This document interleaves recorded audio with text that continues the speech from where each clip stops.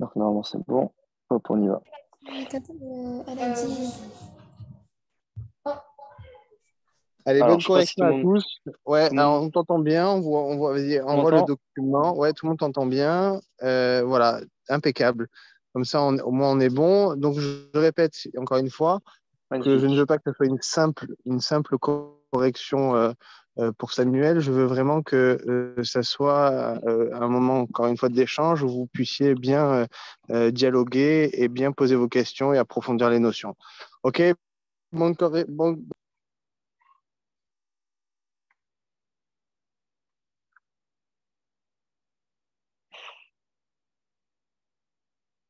Bon, alors on va commencer du coup. Donc voilà, si tout le monde m'entend, si on voit tout, on est nickel. Donc déjà un peu désolé pour le temps qui a été un peu décalé. Il y a eu un petit problème en régie, comme on dit. Euh, donc voilà, c'est une écurie que vous avez vue en IE1. Pas vraiment très compliqué. C'est un peu pour vous mettre un peu dans le bain pour voir un peu comment ça se passe. Donc voilà, on va pas perdre de temps, on va commencer. Voilà, comme il a dit Dan, si vous avez des questions, si vous avez des remarques même annexes qui n'ont aucun rapport avec la matière ou sur les cours, vous n'hésitez pas et prenez la parole dans rien. Un chat, enfin, vous faites comme vous voulez. Donc du coup, ce que je vous propose, c'est globalement, voilà, on corrige et il y a tout ce qui est question du cours qui sont textos. Je pense qu'il n'y a pas vraiment de nécessité à ce qu'on les reprenne, quoi, pour si vous en avez besoin. Donc voilà, première question, elle portait sur l'atome. Donc ici, vous aviez, donc on va les lire. Donc les mesons sont des fermions composés de deux quarks. Donc si vous connaissez votre cours, normalement, il n'y a pas à chercher bien loin. Les mesons sont des fermions. Hop, je barre. Je sais que c'est faux. Je sais que c'est des hadrons. Donc hop, là vous voyez, il ne faut même pas réfléchir. Hop, c'est faux. Je passe à la prochaine question. B, la force électromagnétique agit sur toutes les particules. Donc moi je sais qu'il y a déjà il y a toutes. Donc quand il y a toutes, il faut faire très attention. C'est des pièges un peu péremptoires. C'est des mots toutes, jamais, euh, une fois, enfin tout ce genre de mots. Il faut faire très attention. Et donc là, en eau, entre autres, eh ben, on voit bien qu'on ne parle pas de la force électromagnétique, mais on parle de la force gravitationnelle. Puisque la force électromagnétique, ça parle de tout ce qui est particules chargées. Donc hop, c'est faux. Le nombre de protons au sein du noyau caractérise un élément chimique. Sur ça, ben, on sait que c'est juste. Donc voilà, nombre de protons dans le noyau, c'est bon. Un élément chimique, c'est du cours, on connaît, on continue. Donc pour l'instant, là, c'est le rayon du noyau est 100 000 fois plus petit que celui de l'atome. Donc là, est-ce qu'on connaît notre cours? On sait que c'est vrai. Donc voilà, il n'y a pas de piège, on continue. Question E. Les isotopes sont des éléments chimiques composés du même nombre de neutrons, mais qui diffèrent par le nombre de protons. Donc, je me pose la question, je dis, OK, donc, qu'est-ce qu'un isotope? Donc, le cours, il nous dit que globalement, voilà, ce sont des mêmes éléments chimiques, composés du même nombre, pas de neutrons, mais de protons, mais qui, voilà, vont différer par leur nombre de neutrons. Et si on reprend la définition du C, si le nombre de protons, il va caractériser un élément chimique. On ne peut pas être un élément chimique, un même élément chimique, si on n'a pas le même nombre de protons. C'est pas logique. Par définition, bah, c'est doublement faux. Déjà parce que soit vous connaissez votre cours par cœur, et du coup, hop, c'est pas neutrons, c'est protons, donc on inverse. Et si on réfléchit un peu, ça marche pas non plus. Donc pour la une, on avait CD. Voilà. Donc s'il n'y a pas de questions, on continue. C'est vraiment les cours, les premiers cours de chimie en U1. Ils sont pas très compliqués à part la partie chimie organique que de toute manière on va pas trop faire là aujourd'hui. Mais donc du coup, voilà, à part cette partie qui demande vraiment une gymnastique cérébrale, tout le reste c'est vraiment du par cœur très simple. Donc voilà, faut pas s'inquiéter. Donc on continue et on passe à la question 2. Donc là, voilà, on avait cédé. La question 2. La masse de l'électron est 1800 fois plus faible que celle du proton. Bon, là encore une fois, il n'y a pas de surprise, c'est du cours, donc c'est vrai. Selon la règle de Hund, la configuration électronique d'un atome dans l'état fondamental est obtenu en remplissant les niveaux d'énergie par ordre croissant d'énergie. Donc, la définition en soi, elle est juste. Encore une fois, voilà, c'est du cours, c'est une propriété à connaître, mais c'est pas Hund, c'est Kleshkovsky. Donc, voilà, il faut faire attention de bien retenir les noms propres, parce que c'est des pièges qui peuvent tomber. Donc, tout était juste, sauf, bah, c'est pas Monsieur Hund, mais c'est Monsieur Kleshkovsky qui parlait de cette propriété. Donc, c'est faux. Item C, selon le principe de Pauli, dans un atome ou un ion, deux électrons ne peuvent posséder simultanément les quatre mêmes nombres quantiques. Alors, encore une fois, voilà, c'est un peu facile, mais voilà, c'est du cours. Donc, c'est une définition. On connaît la définition, on est bon. Il y a limite pas trop, vous pouvez avoir un peu de logique, mais c'est la définition. Donc, c'est le cas. Donc, on sait que c'est faux, que c'est bon, pardon. Donc, c'est juste. Donc, on continue. L'énergie d'un niveau électronique d'un atome dépend des deux nombres quantiques N et Mn. Donc, est-ce que c'est vrai? Bah, on sait que c'est faux, puisque l'énergie d'un niveau électronique ne dépend pas de L et ML, donc le nombre magique, mais de N et L. Donc du coup, là encore une fois, voilà, c'est du cours. Vous savez qu'il y a quatre nombres quantiques, N, L, M et MS. Du coup, là en l'occurrence, encore une fois, de la définition, hop, on sait que c'est faux, c'est N et L pour définir un niveau électronique, et on continue. Item E, donc selon la relation de Planck-Einstein, la constante de Planck, H, a pour unité joules par seconde. Donc, est-ce que c'est vrai? Bah, l'item est correct. Donc, on peut aller si vous regardez, la leçon. Donc, on prend atomistique. Hop, hop, hop, hop, hop, hop. Donc, voilà. H, constante de Planck, joules par seconde. Donc, voilà, c'est bon. Vous voyez, encore une fois, c'est vraiment que du cours. Donc, faut pas aller chercher bien loin. Donc, là, on avait A, C, E. Question 3. Donc, la question 3, parmi les propositions suivantes concernant l'électronégativité.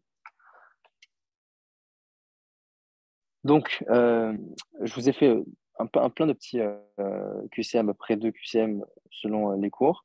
Et à la fin, voilà, comme je devais en faire 15, il m'en restait quelques-uns. J'ai refait un peu sur l'atome et l'électronégativité. Donc, je vais quand même continuer à l'ordre que j'avais prédéfini.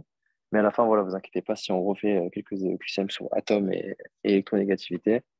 En tous les cas, voilà, vous verrez si vous pourrez les faire et que vous avez bien retenu bah, voilà, justement, c'est QCM qu'on est en train de faire. Donc voilà, donc question 3, électronégativité. La liaison covalente correspond à la liaison commune des électrons entre deux atomes. Bah, c'est correct, c'est juste.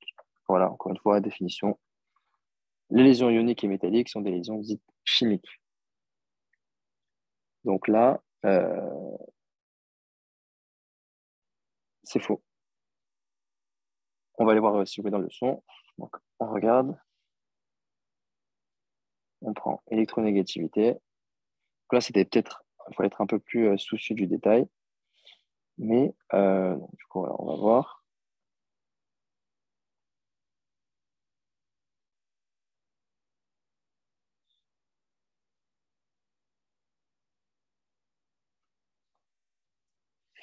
Donc, alors, la nature de la liaison. Mhm. Donc, voilà. Donc là, on voit bien clairement trois grands types de liaisons, ioniques, covalentes et métalliques. Sauf que les liaisons ioniques et covalentes sont des liaisons dites chimiques. Donc, dans la QCM, on a marqué que les liaisons ioniques et métalliques sont des liaisons dites chimiques. Donc, voilà, vous avez marqué noir sur blanc. C'est pas, encore une fois, il faut faire attention, être bien attentif. C'est les liaisons ioniques et covalentes qui sont chimiques et non pas métalliques. Donc, elle était fausse. Donc, la B aussi. Donc, ensuite, item C, afin de garantir une stabilité énergétique maximale, les électrons doivent suivre la règle de l'octet qui correspond à l'organisation en couches et sous-couches mais aussi que ces couches doivent être saturées. Bon, donc ça, c'est correct, une définition. Voilà, que c'est correct. Si les électrons ne s'associent pas par paire ou liés, ils conduisent à des électrons célibataires donnant des radicaux libres, instables et très peu réactifs. Donc, donc on relie, si les électrons ne s'associent pas par paire ou doublés, ils conduisent à des électrons célibataires, jusque-là c'est bon, donnant des radicaux libres, c'est la définition, instable, d'accord, et donc du coup, euh, il y a marqué très peu réactif. Bah, là, justement, c'est faux. Pourquoi? Parce que c'est très réactif. Il faut savoir une chose, tout le but de cette mise en doublé, tout le but de chaque élément physique, c'est de tendre à la stabilité. Un atome, c'est par définition stable. Donc, quand là, justement, on vous dit que ces électrons, ils ne peuvent pas s'appareiller, se mettre en doublé. Donc, du coup, ils ne peuvent pas tendre vers une stabilité. Du coup, ils sont célibataires. C'est des radicaux libres. Qui dit radicaux libres dit instabilité. Donc, si c'est instable, du coup, c'est forcément plus réactif, puisque justement, c'est moins stable. Donc, du coup, bah, on sait que là, du coup, en ce cas-là, ça paraît pas trop intuitif, même si on ne connaît pas trop bien son cours. Donc, la D est incorrecte. Donc, pour l'instant, on a assez. Et la 3, les lignes ou périodes représentent le numéro de la couche en cours de remplissage. Bon, bah là, voilà, pareil, hein, c'est texto dans le cours, donc c'est correct. Je viens de m'apercevoir peut-être dans la correction que euh, je vous ai mis la D correcte et que je l'ai marquée en B. Donc voilà, j'ai dû oublier une ligne. Donc voilà, si jamais je renvoie pas à Dan la correction ou qu'il vous l'a déjà donnée, voilà, il faut juste marquer que bah, j'ai confondu la D, donc vous échangez, pardon. Donc, échanger B et D, donc correction. Et pour la B, du coup, la correction, c'est la même chose, sauf que c'est liaisons ioniques et euh, covalentes qui sont chimiques. Bon, ça, de toute façon, on a vu que c'était dans le cours, c'est texto. Donc voilà, vous n'aurez pas trop de mal, je pense. Donc on continue, question 4. La valeur de l'électronégativité augmente régulièrement de la gauche vers la droite, du bas vers le haut. Donc gauche, droite, bas vers le haut. On se rappelle du tableau. On va le voir rapidement.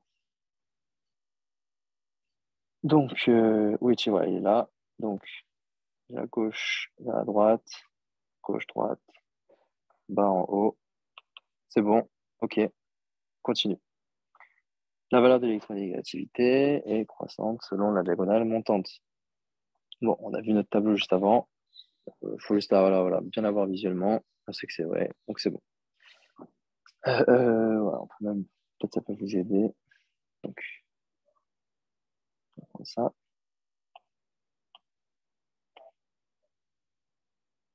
Hop,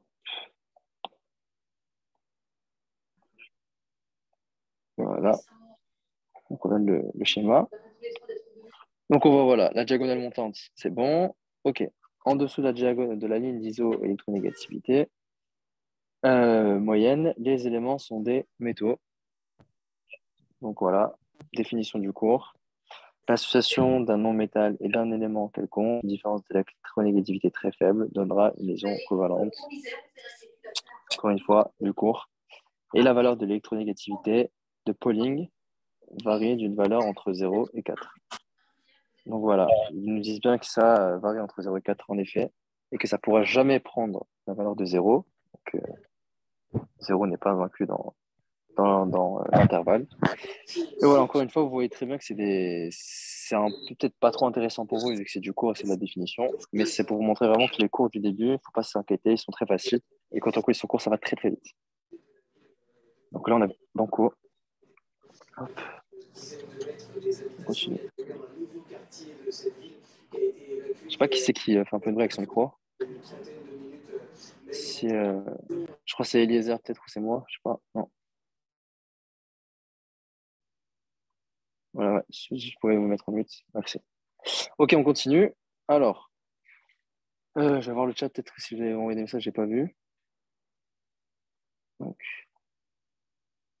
ok.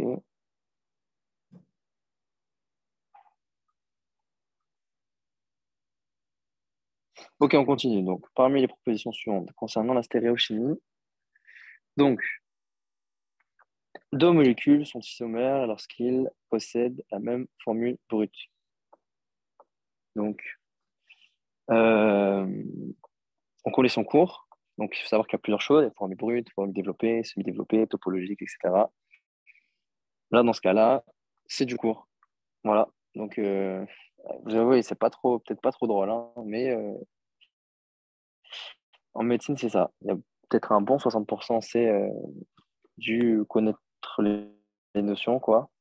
Si demain je vous dis, un- je vous dis que, je sais pas, que le soleil, c'est une étoile, bah, il n'y a pas à chercher bien loin, quoi. C'est une étoile, il faut l'apprendre. Bon, c'est comme ça.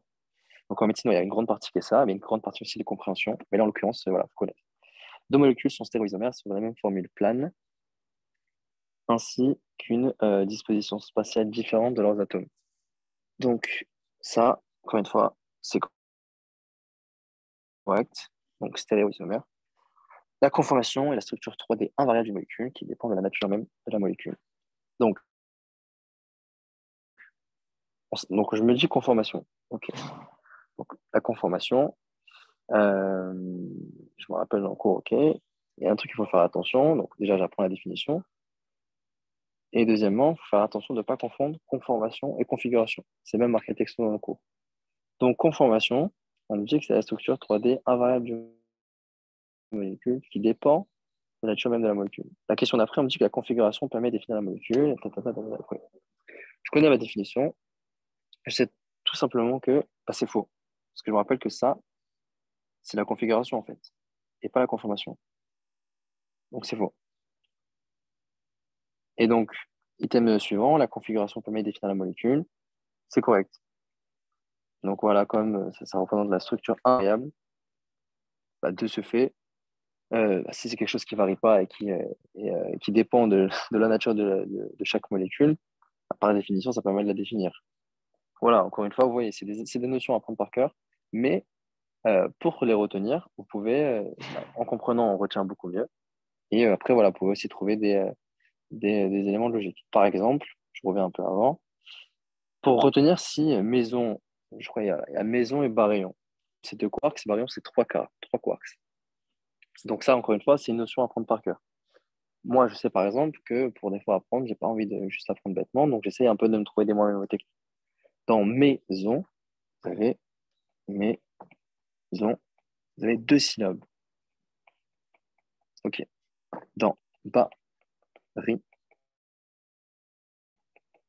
vous avez, bon, bref, vous savez compter trois syllabes. Donc, maison, deux quarks, deux syllabes, baryon, trois quarks, enfin trois syllabes, trois quarks. Oui, hein, c'est des petits trucs nuls, hein. Mais je peux vous garantir que quand vous avez vous avez une tonne de choses à retenir, que le jour du concours, vous avez un doute parce que vous allez en avoir avec le stress, etc., et que vous avez ces petites choses comme ça que vous faites vous-même qui peuvent être personnelles, et ben ça vous sauve, quoi. Donc voilà, on continue. Une molécule chirale est non superposable à son image dans un miroir. Bon, pas de surprise, c'est la définition. On avait A, B, T, E. Question 6, concernant la stéréochimie. Deux énantiomères ont des propriétés optiques identiques, biologiques différentes, physico-chimiques opposées. Donc là, c'est une phrase lourde, compliquée. On va bien faire attention de la voir. Donc, deux énantiomères ont des propriétés optiques identiques, biologiques différentes, physico-chimiques opposées. Bah, il y a des petits trucs qui clochent, et malheureusement, c'est faux. 100%, parce qu'ils nous disent bien dans le cours que dans des propriétés optiques, justement, qui sont opposées, que les propriétés physico-chimiques, elles sont identiques. Bon, pour propriétés biologiques, c'est bon. Donc, c'est faux pour ça. Donc, la A était fausse. La B, un mélange racémique est un mélange équimolaire de deux énantiomères. OK. Et il possède de ce fait une forte activité optique.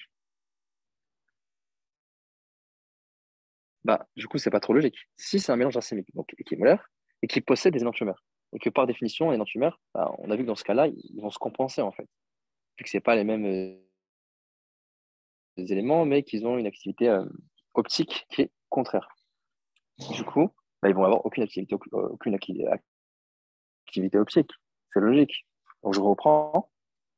On sait que deux énantiomères ont les mêmes propriétés, enfin des propriétés physico-chimiques identiques, mais une propriété optique opposée. Donc si je vous mets un mélange racémique, donc qui est un mélange où ils ont il y a la même quantité, le même nombre d'énantiomères. Donc ces énantiomères, je répète, ils ont une propriété optique qui est opposée. Donc, est-ce qu'il va y avoir une activité optique? Est-ce que 1 moins 1, bah non, 1 moins 1, ça fait 0. Donc il n'y a pas de forte activité optique, il n'y a pas d'activité optique. Donc c'est faux. C'est si une molécule dévie le plan de polarisation sur la droite, elle est dextrogire, bah c'est correct. Voilà, encore une fois, voilà, pareil. D comme droite, dextrogire D. Voilà, ça peut vous aider à retenir. Donc c'est correct. Ensuite, il y a toujours deux configurations possibles avec une molécule qui possède un carbone asymétrique. Donc là, qu'est-ce qu'il faut faire attention? C'est le mot toujours. Je vous ai dit, très important. Ça, c'est les pièges péremptoires, entre guillemets. C'est tous ces mots qui sont toujours, qui sont jamais, qui sont qu'une seule, enfin, tous ces genres de mots comme ça, là, qui implique enfin, qu'une seule voix, qu'une seule chose, ou que c'est toujours, que c'est jamais, enfin, tout ce genre de choses. Il faut faire très, très attention. Donc là, en l'occurrence, dans le cours, c'est dit texto que c'est juste, que c'est comme ça, donc c'est bon. Ensuite, la E, deux diastéréoisomères sont des stéréoisomères qui ne sont pas énantiomères. Encore une fois, c'est du cours. Donc là, on avait C, D, E. Question 7. Parmi les propositions suivantes concernant l'oxydoréduction, laquelle ou quelles sont exactes? Donc, le potentiel redox d'un couple redox s'exprime euh, en volts. Donc, est-ce que c'est correct? Donc, le potentiel redox, donc oxydoréduction, s'exprime en volts. Bah, c'est juste, c'est correct. Si vous voulez, on peut aller voir. Euh, non, attendez, on va aller chercher. Donc, oxydoréduction, est là. Donc, oxydoréduction, on est là. Donc, on cherche. Donc là, on s'en fiche. Donc, l'oxydoréduction, hop. Donc, la force d'un couple redox est caractérisée par une grandeur appelée potentiel redox et que donc ça s'exprime en volts. Voilà, vous voyez que c'est pas compliqué, hein. C'est vraiment du cours. Donc, on continue. La B, si l'on plonge une lame de zinc dans une solution d'aluminium, enfin d'Ag+, la lame se recouvre d'un dépôt d'Ag. Est-ce que c'est juste? Encore une fois, c'est du cours. Donc ça, c'est un peu des trucs peut-être un peu compliqués à comprendre pour X-Redox. Faut savoir que voilà, il y a beaucoup de cours où des fois, ils parlent de choses très, très, très compliquées. Je pense déjà, voilà, vous êtes déjà à peine en pré-entrée. Donc, je pense déjà, apprenez, continuez-vous vraiment à connaître les choses basiques, les choses qui sont très, très importantes, qui tombent souvent en anal. C'est très formidable si vous pouvez arriver à faire ça. Comme ça, voilà, vous arrivez déjà à la rentrée, vous connaissez globalement 70% des choses qu'il faut connaître.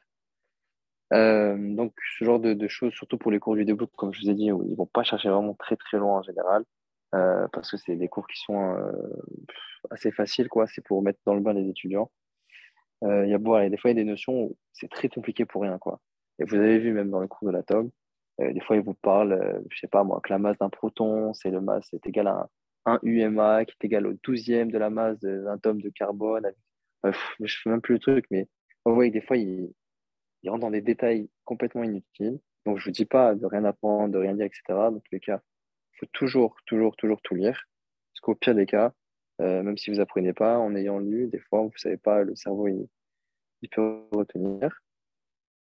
Mais voilà, donc, moi, je récapitule. Voilà, ne prenez pas peur, c'est tout. Déjà parce que vous êtes en pré-entrée. Donc, par définition, vous êtes déjà bien en avance, entre guillemets, avec les gens, contrairement aux gens. Donc, il ne faut pas s'inquiéter. Et deuxièmement, parce qu'il y a des notions qui peuvent paraître très compliquées, qui sont peut-être compliquées, mais pour certains cours qui sont pas fondamentales, quoi. Donc, voilà.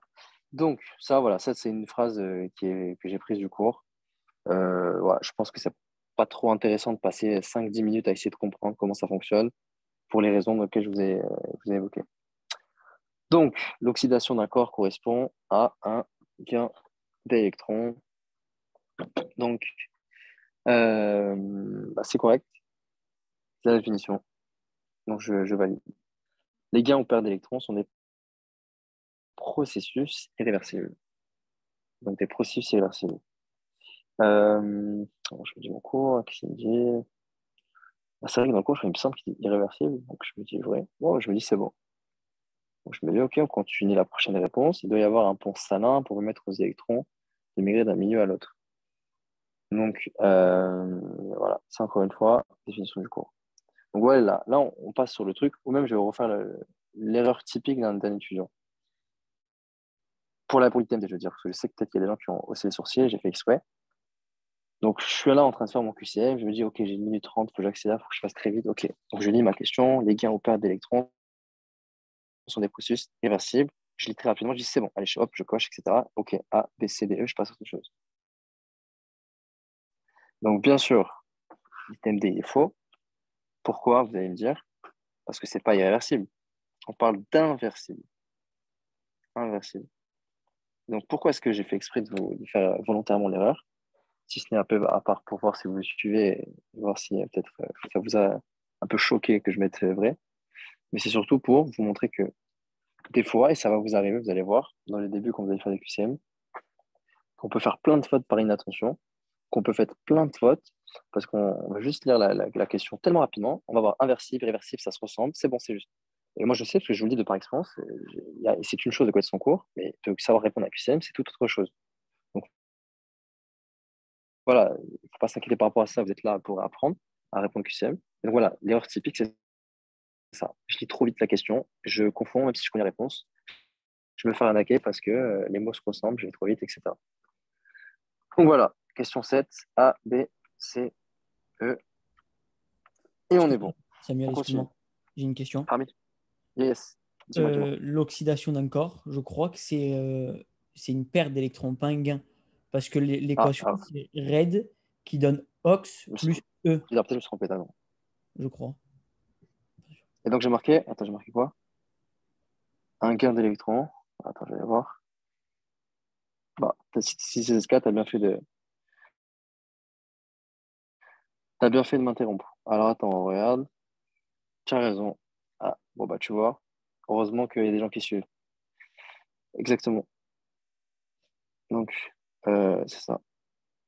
La réduction comprend gain. En effet. Donc voilà. Donc du coup, merci. Tu t'appelles? Ilan. Qui a parlé? Ilan. Bravo. Merci Ilan. Donc du coup, bon bah voilà. Vous voyez, hein, on peut même faire. Enfin, je fais des petites erreurs aussi. Donc, vous m'excuserez. Excuse-moi, j'ai une question, Donc moi du aussi. coup, ah dis-moi. Désolée, par rapport à l'item E, il doit y avoir un point Mhm, savoir pour permettre aux électrons de migrer d'un milieu à l'autre. C'est pas, mhm. en fait, si on a dit juste parce que c'est pas les électrons, normalement, c'est les anions, les cations. Par rapport au Pont-Salin? Ouais, Ah, attends, on va aller voir. Tu dis ça par rapport au cours? oui. En fait, c'est par rapport au. Normalement, c'est les anions pour assurer la neutralité. C'est les anions et les cations, pas les électrons, hein. Ah, attends, on va aller voir.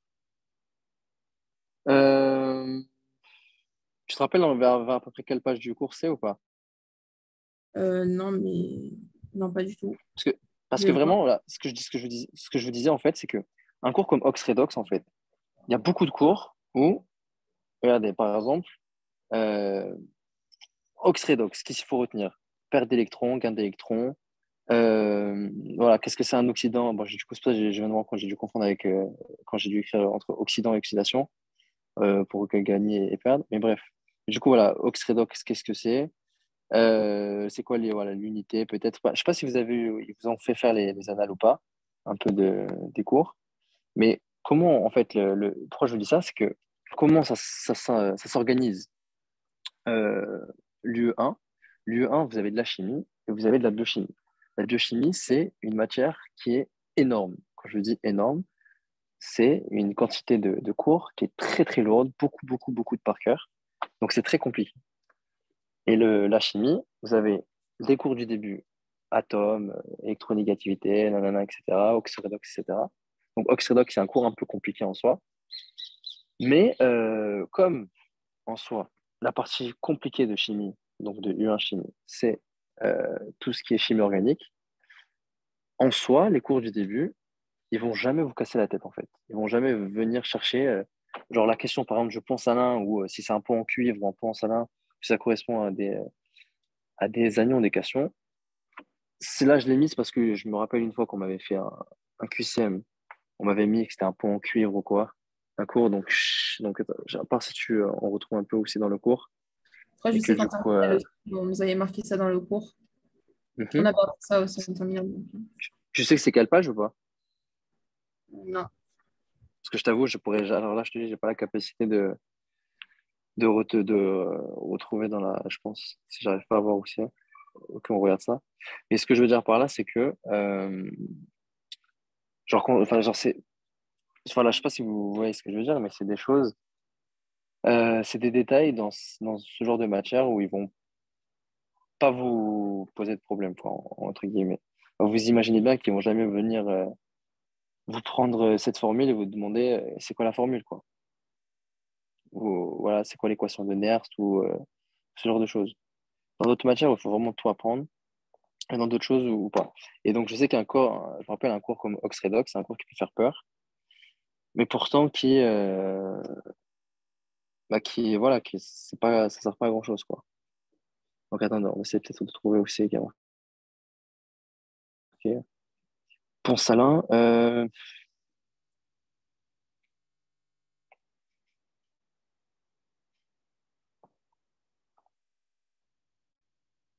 a pas de résultat. Hum, Après, peut-être c'est dans le cours de Medibox que j'ai vu ça. mhm. Bon, Non, mais après, c'était juste bon, une après, question. non, mais tu as raison, mais tu as parfaitement raison. Parce Dans qu'il me tous les semble que cas, genre, c'est. après, peut-être. Non, Non. non, mais moi, je vais pas te mentir. Dans tous les cas, il faut, enfin, comment dire, m'arrêter et me poser la question si tu en as besoin, et même si, en soi, si tu veux connaître ton cours, donc c'est sûr et certain qu'il faut que tu m'arrêtes. Euh, donc après, moi, je le retrouve pas, le truc. Donc c'est un peu de ma faute aussi. Donc je sais pas, je pourrais pas t'aider. Donc si vraiment tu tiens au truc, à la réponse, au pire à la rigueur, tu m'envoies le cours et je regarde et je te dis. Et après, voilà, sinon, c'est pas non plus, enfin, c'est pas une question, c'est pas, c'est pas sur ce genre de questions que va soulever le concours, quoi. C'est ça. Donc dis-moi, si c'est très important, tu m'envoies par message. Enfin, je vais reprendre la question et si tu peux m'envoyer le screen du cours Medibox et on verra ça. Si ça Ok, te va, bon. du coup. On fait ça et ça Merci. marche. Donc je retiens.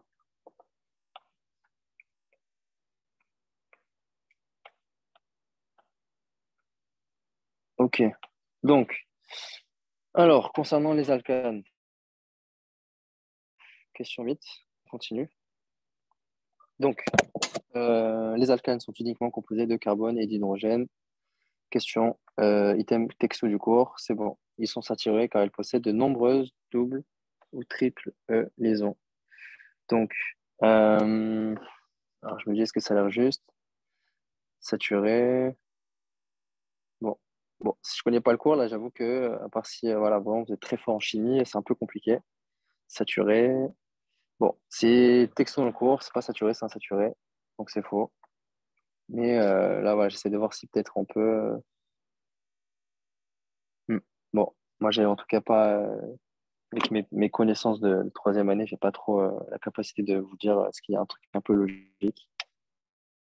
Donc peut-être d'autres devraient être très, très forts en chimie. On continue. Donc, quoi qu'il en soit, voilà, texto du cours, vous connaissez le cours, je sais que c'est faux. Et voilà. Donc, ce sont des molécules polaires expliquant leur forte réactivité. Donc, les alcanes sont des molécules apolaires. Donc, voilà, encore une fois, on a alcanes qui sont des molécules apolaires. Voilà, ça, c'est des petits réflexes, je pense, que vous preniez. Après, si ça vous aide pas, ou si peut-être qu'il y a d'autres choses que vous préférez. Mais voilà, c'est encore des petites choses où, même si j'ai un doute ou quoi, hop, alcane, apolaire. Donc, c'est faux. Dans les mécanismes radicalaires, un radical primaire est plus stable, c'est-à-dire possédant une durée de vie plus longue qu'un radical secondaire, lui-même plus stable qu'un radical tertiaire. Donc, c'est une phrase qui est horriblement longue et qui est chiante, quoi.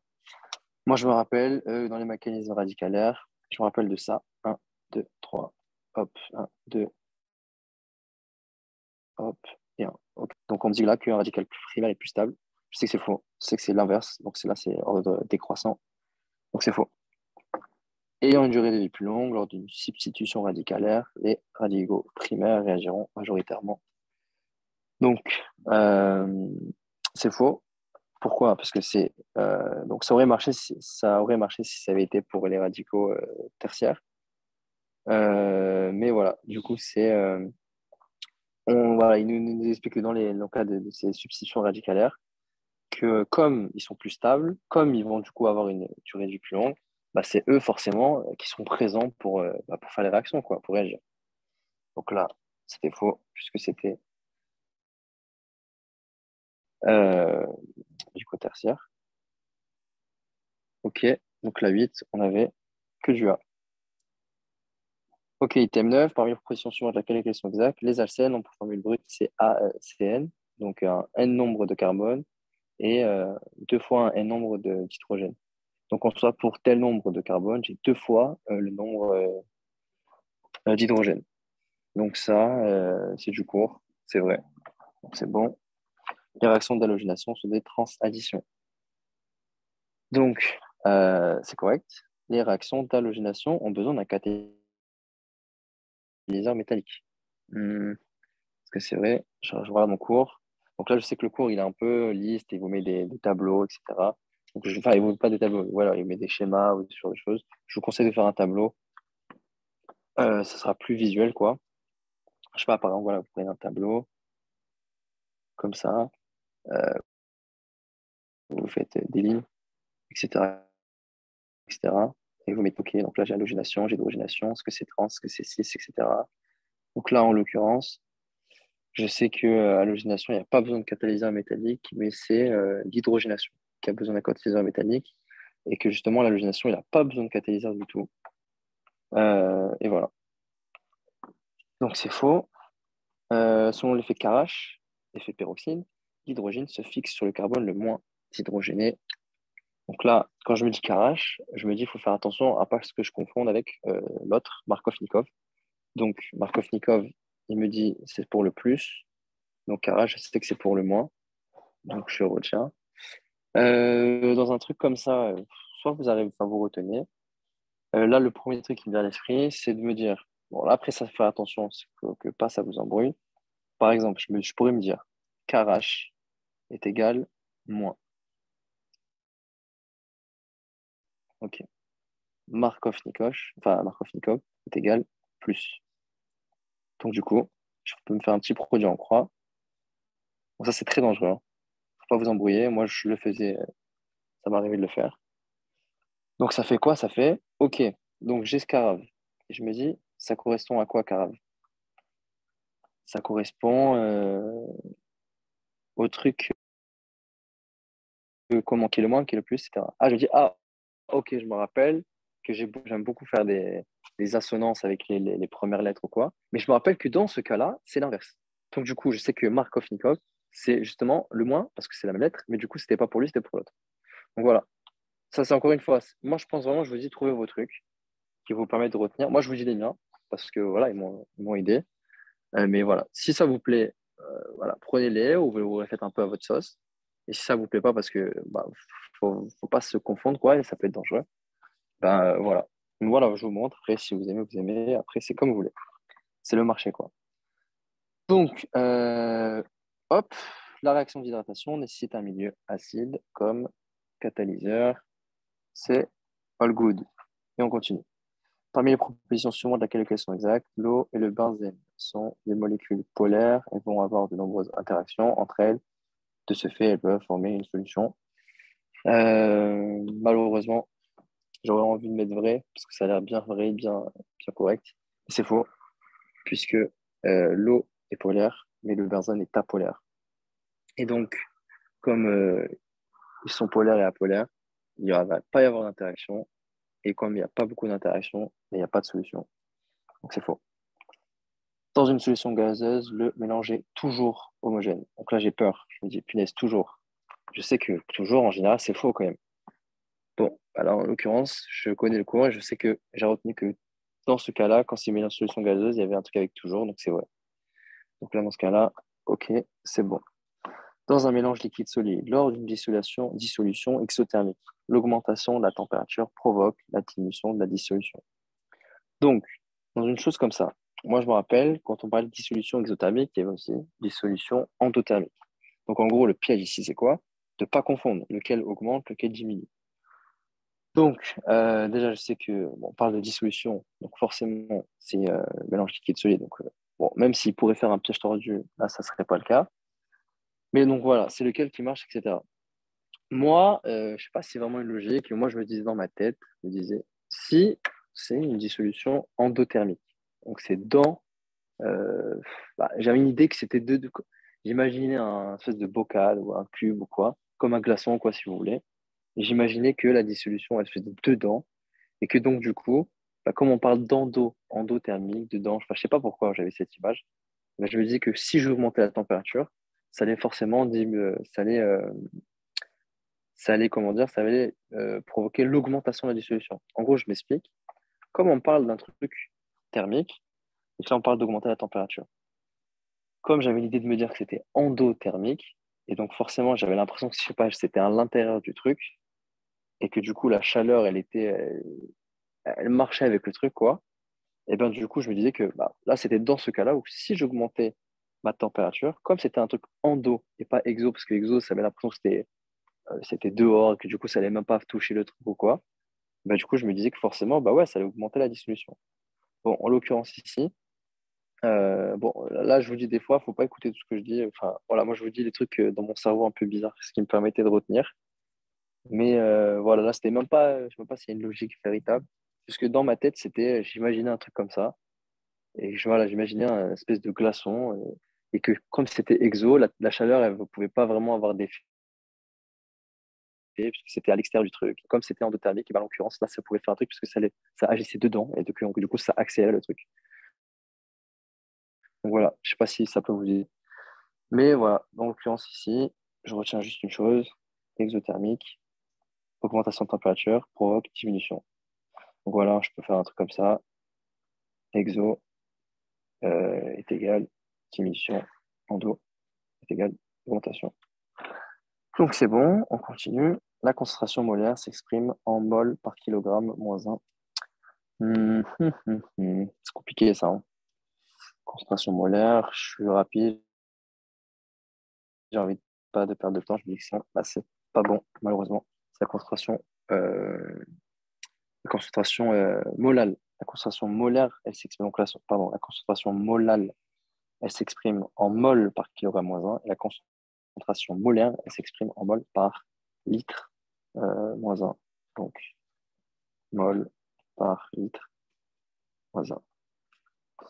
Donc, ensuite, on continue. Un cristal de NaCl dans l'air nécessite un chauffage à 800 degrés afin d'être démantelé. Donc là, je me dis, punaise, quand même, 800 degrés, ça a l'air beaucoup, hein. Il a exagéré, c'est pas possible. Pourtant, c'est le cours. Et ils vous disent, même aussi, si je ne me trompe pas, que à température ambiante pour de l'eau, puisque, alors si je ne dis pas de bêtises, ils nous disent précisément que voilà, ils vous montrent une espèce de relation avec la force F qui est divisée par un tel quotient qui va dépendre du milieu dans lequel vous êtes. Donc, je ne me rappelle plus très bien de la relation, mais voilà, je crois que c'est un truc comme ça, quoi, avec un tel coefficient. Enfin, c'était E, enfin, je sais pas, enfin, c'était une lettre grecque, vous m'excuserez, je sais plus comment c'était, mais que comme celui-là, il dépendait du milieu, comme on sait que dans le milieu liquide, il était égal à 80, puisque c'était plus dense, plus lourd, ou quelque chose comme ça. Bon, au pire, si vous voulez, on peut aller voir dans le cours la formule. Ben, donc, du coup, c'était divisé par 80, je crois. Et donc, comme c'était divisé par beaucoup plus, bah, il y avait beaucoup moins de force F. Et donc, s'il y a moins de force F, il y a beaucoup moins de nécessité de chauffer ou d'énergie pour dissocier la chose. Donc, c'est tout à fait logique que dans l'air, ça nécessite énormément de chauffage, alors que dans l'eau, voilà, vous chauffez à température ambiante pour que ça se dissout, quoi. Donc, voilà un peu de logique derrière quelques propriétés. Donc, Mathis, on continue à 11. Parmi les propositions sur lesquelles sont exactes, un acide est une espèce susceptible de céder au moins un proton H+. Donc, j'ai envie de mettre vrai, mais bon, comme je me suis trompé la dernière fois avec Occident, enfin, un ox et redox, on va aller voir. Comme ça, on va pas se tromper quand même, ce sera un peu ballot. Donc, un acide, bon après, je pense que c'est juste, surtout qu'en plus, je sais pas, vous avez remarqué, si vous commencez à prendre un peu le réflexe, et dans acide, vous avez une assonance en S, c'est comme CD. Voilà, donc moi je faisais ça comme ça, je me rappelle. Acide, CD, ça ressemblait au même truc. Du coup, j'aimais bien. Donc, même si je comprenais rien au truc, ou même j'avais un doute, enfin, vous savez pas, des fois, il y a des choses, vous allez avoir des doutes, vous allez me dire, c'est pas possible, genre, je connais pourtant, et comment ça se fait que je doute. Mais ça peut arriver. Donc, acide, CD. Voilà. Donc, alors, on va aller voir quand même. Un acide est une espèce susceptible de libérer ou céder. Ouf, je me suis pas trompé. Tant mieux. Ça aurait été un peu embarrassant, encore une fois. Mais c'est bon. Ok, continue. Donc, un acide est une espèce susceptible de céder. Magnifique. Un ampholyte est une espèce capable de céder ou d'accepter un proton. Donc là, c'est-à-dire qu'il aurait les deux. Ça serait comme un acide et une base, parce qu'il pourrait céder et pourrait aussi accepter. Donc, il me semble que c'est vrai, je ne me rappelle plus trop, mais il me semble que c'est vrai. Et là, il met un amphotère. Comment ça? C'est-à-dire qu'il y a deux choses différentes. Putain, c'est forcément qu'il y en a qui est faux alors. C'est lequel, c'est lequel. Bon, bah, soit je mets les deux, soit je mets pas les deux, parce que moi, j'aurais 0,5 de moins. Ok. Bon. Bon, bah, je me dis, ok, bon, bah, je mets aucun des deux, etc. Voilà, je sais pas si c'est un piège, peut-être que vous pouvez tomber dedans. Mais voilà, vous dites bien dans le cours que c'est un ampholyte et un amphotère. Ampholyte et amphotère, en fait, c'est des synonymes, quoi. Donc, voilà, c'était les deux. Donc, il fallait mettre les deux. Hop. Donc, voilà, c'est des. Faut retenir un peu, là, c'est un peu du français. Quand vous avez ce préfixe un peu am, en, il peut dire, justement, il y a ces deux choses. Dans ambivalence, dans ambidextre. Un ambidextre, c'est quelqu'un qui est droitier et gaucher. Donc, quelqu'un qui est amphotère, enfin, une espèce qui est ampholyte amphotère, c'est qu'elle a les deux capacités. Elle peut céder et elle peut accepter. Donc voilà, des fois, c'est même voilà, on peut simplifier la terminologie, les préfixes ou quoi, on arrive à comprendre. Donc les réactions d'acide base sont toujours des réactions inversibles. Donc là, il y a bien marqué inversible, donc pour l'instant, c'est pas mal. Et les réactions d'acide base, sont toujours des réactions inversibles. C'est vrai, c'est du cours. Donc là, on a fait attention toujours, mais c'est vrai. Un acide fort possède un pKa fort. Donc un acide fort possède un pKa fort, c'est faux. Un acide fort possède un Ka fort. Et comme il possède un Ka fort, il possède un pKa faible. Donc, euh, c'est faux. Ok. A, B, C, D. Pourquoi il possède un pKa faible? De mémoire. Bon, je le dis de mémoire, donc n'hésitez pas à me corriger, parce que là, vraiment, je dis de mémoire, et c'est une mémoire qui date d'il y a longtemps. Un pKa, il me semble, je crois qu'il y a une histoire de moins. La fonction, elle est moins log, un truc comme ça. Donc forcément, si c'est moins, bah forcément, ça revient à l'inverse de la chose. Donc plus c'est petit, plus l'acide est fort, quoi. Voilà. Item 12, continue. Parmi les propositions suivantes, ok, nanana, etc. Alors là, un truc très chiant. Mais bon, pour un truc comme ça, très simple, je fais mon tableau. euh, je fais OK pour un acide fort, pour un truc, pour un I, etc. J'écris la formule, j'apprends par cœur et il n'y a plus de soucis. Donc, alors, on va lire calculer le pH. Acide fort, pH est égal à moins log de C. Je pense que oui, ça m'avait l'air vrai. OK. pH acide faible, pH de 1,5 de pK plus 1,5 de log de C. Je me rappelle qu'il y avait un demi, qu'il y avait PK, qu'il y avait log de C, qu'il y avait officiel de log de C. Ça m'a l'air juste. Donc, je vais mettre juste. OK. Pour calculer le pH basse forte, PK, pH de 14, plus log de C. Euh, euh, je vous avoue, toi, t'es là, tu dis, bon, ouais, je pense que oui, ça va. Euh, alors, comment dire, pH, j'ai marqué. Bon, petit problème avec le mot là. On va pas le prononcer, on va rester courtois. Bon, vous voyez bien qu'une lettre, ça peut des fois dans la vie changer beaucoup de signification. Bref, donc du coup, pour calculer le pH d'une base faible, on utilise la formule. Euh, pH 1,5, donc en parenthèse, 14 plus pK plus log de C. Bon, en vrai, c'est très chiant ce genre de questions parce que voilà, faut vraiment connaître bien ces formules. Si tu connais pas tes formules, bah, t'es foutu quoi. Là, c'est que de la chance. Donc tu mets vrai, tu mets faux. Si tu connais pas, tu joues avec ton instinct quoi, mais c'est pas ouf du tout quoi. Et le sang humain, on connaît un pH de 7,4. Bon, après ça c'est un truc globalement, vous savez, ça c'est un peu des questions gratuites quoi. Mais voilà, globalement, on le sait parce qu'on connaît un peu le corps quoi. On nous a toujours dit 7 c'est à peu près neutre, 7,4 c'est à peu près ça, donc c'est bon. Ah. Donc du coup, là en l'occurrence, là, il y avait un truc qui était faux, ah, bien évidemment.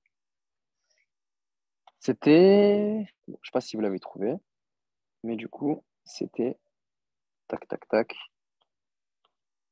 la B. C'était bon, sauf que c'était pas plus, et c'était moins. Donc voilà, c'est tout. Dans tout le reste, c'était juste. Donc on est bon. Donc on continue la 13. La question 13. Donc là, voilà, c'est en les questions que je vous ai dit, on a répété un peu de l'atome. Donc là, on parle des électrons, ils ont une énergie de dissociation élevée. Donc les électrons ont une énergie de dissociation élevée. Hmm, je me dis, c'est quoi cette question? Ça veut dire quoi? Les électrons ont une énergie de dissociation élevée. Alors, en l'occurrence, c'était faux. Pourquoi? Parce qu'on dit que les électrons sont des particules élémentaires. Donc là, c'était un piège un peu plus, qui faisait un peu plus appel à la logique, quoi. On sait que c'est des particules élémentaires. Donc, si c'est des particules élémentaires, comme les quarks, par exemple, sont des particules élémentaires aussi, bah, par définition, si c'est un truc élémentaire, c'est une base d'une chose, bah, c'est pas dissociable, c'est impossible. Vous pouvez pas dissocier, vous pouvez pas. C'est comme un Playmobil, enfin, comment dire, c'est comme un gros Lego, quoi, une voiture en Lego. On me dit que la voiture, elle est dissociable. Je dis oui, c'est vrai, il y a plein de pièces qui font que le truc. Mais est-ce que le Lego lui-même est dissociable? Bah non, sinon je le casse, quoi, en fait. Donc là, dans ce cas-là, non, l'électron, il ne peut pas être dissociable. Parce que c'est une particule élémentaire, donc elle est indissociable. Après, c'était un piège un peu plus. Un autre type de piège, mais c'était bon. On continue. Les niveaux d'énergie des électrons sont les mêmes pour tous les atomes. Bon, là, piège quoi? Le tous. Qu'est-ce que vous en pensez? Vrai, faux, vrai, faux? Ah, c'était faux. Pourquoi? Parce que justement, ils nous disent que chaque niveau d'énergie des électrons va dépendre des atomes, va définir un atome. Donc c'est faux. L'électronvolt est l'unité courante d'énergie en physique nucléaire. Bon, c'est vrai, c'est faux. Bon, là c'est vrai, si je cours. L'équivalent en énergie de la masse d'un électron au repos est de 0,51 mégaélectronvolts. Donc ça, c'est l'exemple typique de, comme je vous disais pour Oxredox ou quoi, l'exemple typique du truc que, ok, voilà, je vous le mets dans le QCM parce que, bon, dans tous les cas, voilà, vous avez entre guillemets, le luxe de pouvoir faire ce genre de questions parce que, voilà, vous n'avez pas le feu aux fesses, entre guillemets, voilà, vous êtes en pré-entrée, vous voyez un peu tout et que, dans tous les cas, c'est toujours mieux de tout connaître que de, entre guillemets, de délaisser un peu certaines choses. Mais ça, c'est ce genre de questions, voilà, vous ferez les annales. C'est jamais tombé, enfin, si je ne dis pas de bêtises, mais c'est vraiment des choses, c'est des détails qui sont par exemple, en biochimie. Ah, ça, oui, il faut les connaître. Dans un truc comme ça, l'atome, au bout d'un moment, ils vont vous faire des pièges si est-ce que Z, c'est nombre bon, etc., etc. Bah là, dans ce cas-là, on s'en fout, quoi. Bon, là, il faut quand même le connaître dans ce cas-là, mais voilà, globalement. Donc, du coup, là, ici, est-ce que c'est vrai? Bah, c'était vrai, c'est du cours. Donc, voilà, mais excusez-moi, c'est un petit détail. J'en ai pas mis beaucoup des gros détails, mais voilà, de temps en temps, quand même, ça fait un peu plaisir, quoi. Donc, après, le nombre Z est appelé numéro atomique ou nombre de masse. Bah, nombre Z, ouais, c'est numéro atomique. Nombre de masse, bah, c'est le nombre de protons. Les protons, c'est lourd. Ça fait la masse du noyau. Donc, ouais, je pense que c'est vrai. Eh ben non, petit problème. Faire attention, il faut bien connaître. Z, nombre numéro atomique, mais nombre de masse, c'est A. Parce que voilà, ils me disent bien que les nucléons, c'est protons et neutrons, ils ont à peu près la même masse, et que de ce fait, ça fait la quasi-totalité de la masse de l'atome, et que donc, du coup, c'est pour ça que ça parle du nombre de masse, etc. Donc, le numéro atomique, il peut pas concerner que ça, quoi. Donc, c'est faux. Ok, 14. Encore une fois sur l'atome. Donc, l'hydrogène naturel possède trois isotopes. Donc, isotopes, voilà, on se rappelle la définition. Donc, le protium, le deutérium et le tritium radioactif. Donc, si vous le souhaitez, c'est du cours. Si vous le souhaitez, on peut aller voir la définition. Mais voilà, encore une fois, bon, je pense que c'est pas trop intéressant. Mais voilà, c'est du cours. Classique. Même voilà, je me rappelle du cours, ils vous mettent une petite illustration avec le H, etc. Mais du coup, c'est juste. Question 14. Alors ensuite, la masse du proton est égale à 1 UMA. Bon, ça, je sais pas, peut-être je vous l'ai dit, je sais pas si vous avez retenu, mais je vous l'ai dit un peu au début. Donc, c'est vrai, une unité de masse atomique qui est égale voilà, je crois, un douzième d'un atome de carbone. Enfin, je vous avoue, même moi, je me rappelle plus. Tellement c'est voilà. Mais c'est bon, jusque-là, c'est bon, là, ils ne doivent pas chercher très bien loin. C'est correct. À cause de leur forte masse, les nucléons occupent un volume extrêmement important de l'atome. À cause de leur forte masse, c'est vrai, les nucléons, ils occupent un volume extrêmement important. Bah, je me dis, c'est vrai en soi, enfin, ils sont très lourds. Donc ça paraît très logique qu'ils occupent un volume extrêmement important. Je me dis, ok, je mets juste Z correspond au nombre de nucléons, il définit l'élément chimique. Bon, là, doublement faux. Z, donc c'est le nombre de protons, et on sait que c'est pas l'élément chimique qui est défini par les nucléons parce que ça comprend des protons et des neutrons. C'est faux. Bon, pour la C aussi, c'était faux. Bon, je pense que vous en doutiez aussi. Mais voilà, on nous a dit même dans un item avant que c'est 100 000 fois plus petit enfin, le noyau est 100 000 fois plus petit que le rayon de l'atome. Que voilà, vraiment, dans toutes les illustrations possibles, vous mettez vraiment ce petit noyau tout dense, tout compact, avec cet immense autre d'atomes autour. Et que vraiment, voilà, là, vous avez du vide, quoi, que du vide. Et des électrons qui gravitent. Donc, il faut retenir ça. Ça, c'est un principe en physique qui vous dit que globalement, toute la matière au monde, c'est du vide, en fait. Tout est du vide et tout tient par euh, des interactions électromagnétiques, etc. Enfin, ce genre de choses, quoi. Donc, bref, le nombre de quantiques magnétiques de spin, donc ms, peut prendre la valeur de -1 ou 1. C'est faux. -1,5 ou 1,5. Donc, voilà, attention, il faut connaître bien cette définition, être clair, et ça va très vite. Parmi les propositions suivantes, donc je vérifie que c'est bon. Voilà. Parmi les propositions suivantes, on touche à la dernière question. Voilà, vous avez fini, vous allez pouvoir vous détendre après pour votre soirée. Parmi les propositions concernant l'électronégativité, le métal est toujours, je vois toujours, j'ai peur, ok, je me méfie, donneur d'électrons dans une combinaison chimique.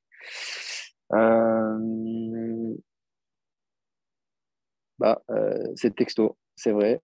En plus, là, je viens de me rendre compte dans la correction, je vous ai mis un peu, je suis trompé un peu dans les lettres. Bon, alors bon, dans tous les cas, voilà, le métal est toujours donneur d'électrons dans une combinaison chimique, c'est vrai.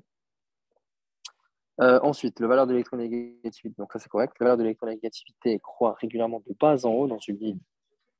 Donc là c'est vraiment un piège de gros bâtard, parce que c'est pas de bas en haut dans une ligne, mais c'est dans une colonne. Donc du coup, un piège de bâtard, mais c'est comme ça quoi. Attendez, il y a peut-être un peu de voiture, donc peut-être mettre en mute pendant 3 minutes. J'ai pas envie que ça vous gêne. Attendez 10 secondes.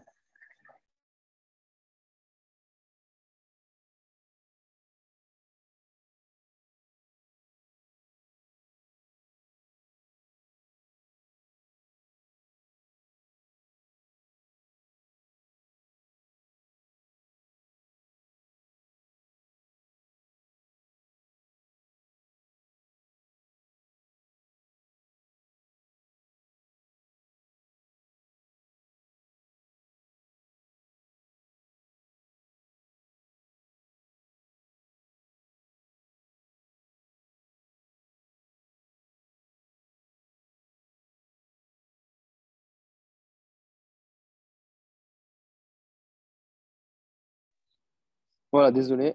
Je préférais ça que de vous épargner vos oreilles. Il y a une grosse voiture là qui démarre à côté. Donc voilà. Gauche, droite, ligne, au bas, colonne. Voilà, j'ai l'impression de vous prendre pour des maternelles. Surtout que j'ai bien écrit le mot colonne. Colonne. Il y a un petit problème, hein. Bon, vous voyez, hein, on peut avoir médecine, même en étant pas très intelligent. Donc voilà, il y a de l'espoir. Mais bref, du coup, voilà. C'est des pièges un peu de merde.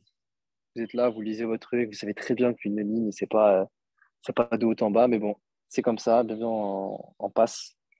Donc on continue, quelle que soit la valeur de l'électronégativité, un métal et un métal donneront toujours une liaison covalente forte. C'est faux.